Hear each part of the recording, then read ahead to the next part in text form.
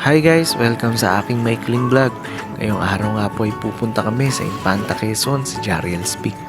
Dito na nga po pala ako nagsimula mag-vlog kung saan kung tawagin nila ay ang lihim na lagusan sa may Santa Maria, Laguna. Napakasarap mag-ride dito. Napakasariwa ng hangin at napakasarap titigan ng kabundukan. Kala mo talaga lalabas si King Kong sa mga bundok dito.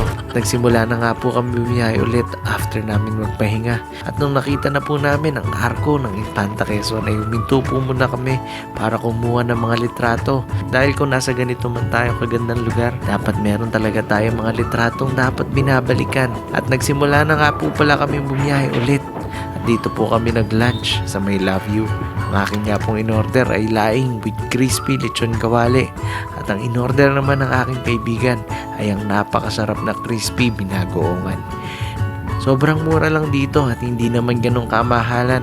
After lang namin tumambay, magkwentuhan at kumuha ng ilang litrato ay bumiyahe na po kami ulit papunta sa Jariel Peak. Napakalamig ng klima sa aming biyahe kahit ako'y naka-jersey na. At kung ngayon man po ay mapadpad dito sa Jariel Peak, ang may sasuggest ko po na inyong subukan ay ang kanilang hot choco. Ang hot choco po talaga nila ay gawa sa cocoa. Kayo na po bahala magtimpla sa kung gaano katamis ang gusto nyo. Guys, hanggang dito na lang din po muna at kami pauwi na. Hanggang sa susunod natin pagkikita. Hanggang sa muli. Salamat!